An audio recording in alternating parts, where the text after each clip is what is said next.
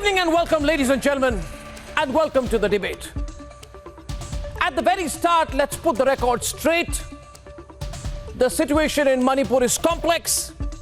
It is far from normal. There are reports of violence on a daily basis. There is a parallel insurgency problem. New videos appear daily that display the barbarity that is underway. The Chief Minister has failed, and the only way forward is to find a solution. But how do you find a solution, ladies and gentlemen, to a complex issue? How do you move towards finding a solution if those who should be part of a solution decide to become the problem? We do not need politics on this matter, and I had said it very, very clearly. And I had said last week, yes, the government has made a series of mistakes, it's true. But then I also said the situation is complex. And I also said the only thing that can solve the present situation is an expression of unity externally and internally on this issue.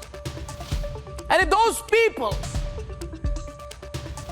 who are constantly critical of the situation don't want to understand and appreciate the complexity of it, I want to ask them a few questions. Why? And my first question is this: do they just want to reduce this to a political drama?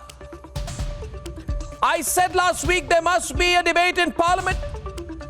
And that is exactly what the government is asking for. In fact, the Union Home Minister Amit Shah said in Parliament that he wants to discuss Manipur. And he even said, and I quote in Hindi, he said, "Mera vipaksh se ke netao se aagrah hai ki संवेदनशील मुद्दों पर चर्चा होने दे." In other words, I appeal, said Mr. Amit Shah, to the opposition that on sensitive issues there should be a discussion. What can be a greater expression of a commitment to debate, and that too in the floor of the Parliament, than a statement as clear as that from the Home Minister of India? What exactly does the opposition want? Rajnath Singh said we want a discussion in Parliament over Manipur. Smriti Irani said the Congress is running away from a discussion on Manipur as they know that they will have to answer on crimes against women in their state. Anurag Thakur, Union Home Minister, has said it is my request to the opposition with folded hands do not run away from the discussion. And I too want to ask today that the government of India is ready for a discussion on what appears to be a great pressing matter of national security, internal security.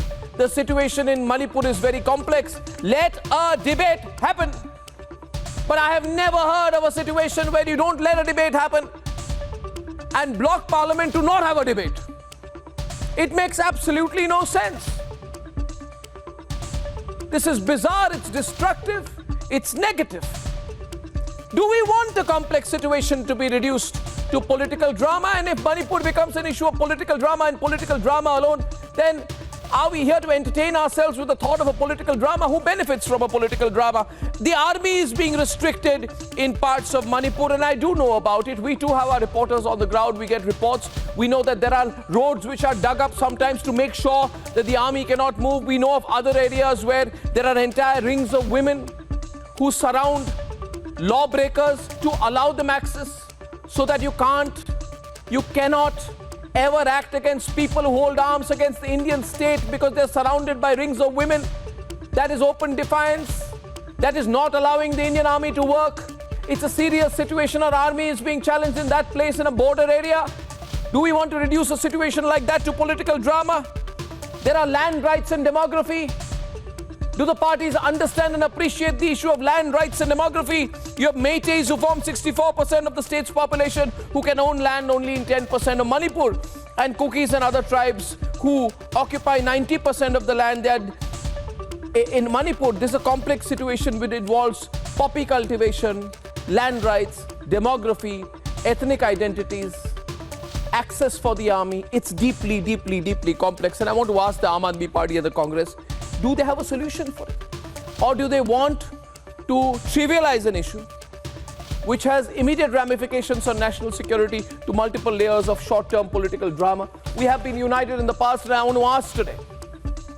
I want to ask all the people who are behind this political drama. We were united then. We benefited as a country because of our unity. Why can't we be united now?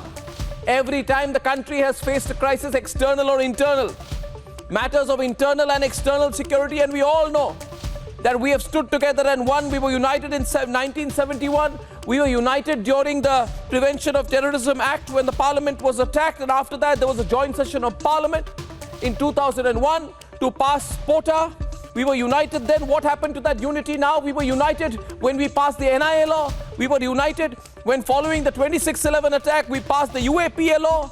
Political and national interests came together, coalesced together. They were never in opposition. Then what is happening in the case of Manipur, ladies and gentlemen? Why cannot we have that same level of unity now?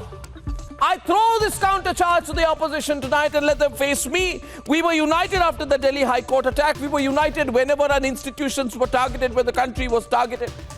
Why can't we have that unity now? Ladies and gentlemen, my next question, and I hope these deep questions will get a deep answer equally from the other side. The opposition, unfortunately, has a history of diluting matters of internal security. Chidambaram considered air power when he was Home Minister against the Maoists. Now he trivializes Maoist terrorism because he's in the opposition. I call that his hypocrisy. Ladies and gentlemen, Omar Abdullah built a case for AFSPA when he was in power. Now he protests against the Armed Forces Special Powers Act.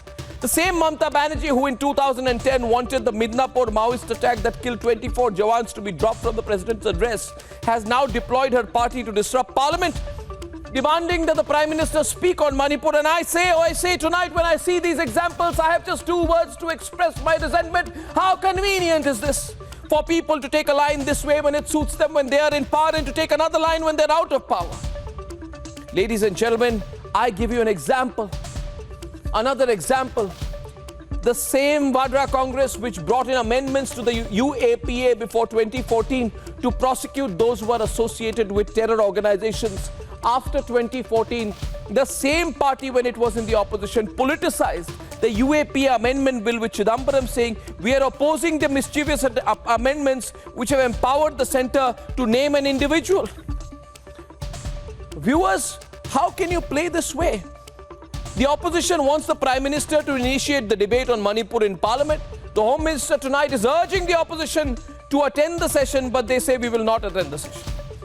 I ask you tonight, ladies and gentlemen, how long can this situation continue? How long will we allow this impasse to happen? Has the opposition come with a predetermined agenda to disrupt? And I am very clear about this, ladies and gentlemen. 2023 budget session of Parliament, they wanted disrupted with the Adani JPC demand. 2022 monsoon session of Parliament ended ahead of schedule over the summons to Sonia Gandhi. 2022 budget session of Parliament was disrupted over the Pegasus scam. And I ask them tonight, when new facts come in the case of Adani, they don't want to speak a word. When Rafale absolutely gets demolished on facts, they don't want to speak a word. When the Pegasus claim falls flat, they don't want to speak a word. 2021 winter session was disrupted with the farmers' bill protest. But when the pro-Khalistani elements tried to bring down the tricolour in the Red Fort, when the consequences became too dangerous to own up for, that is when they do not want to speak a word. And I just want to ask all those people tonight, if you do not understand the complexities of the Northeast, then either enter into a debate on it. Let there be a demand for a proper debate, not just on Manipur, but the entire Northeastern Parliament. And let that be a debate that continues till we find some kind of an intellectual resolution. But do not play with the sentiments of the people of the Northeast. Do not play with the national security. Do not play with the internal security ramifications of all these issues. These are complex issues. They do not require shallow analysis. They require deep and immediate solutions. At the very end, I shall say just one thing. Viewers, we are in 2023. This country was independent in 1947. Do you think that the Congress, if it wanted, could not have solved these issues? No. But the Congress has a unique strategy. It creates a problem. It ferments the problem. It simmers the problem. And then lectures over the problem itself.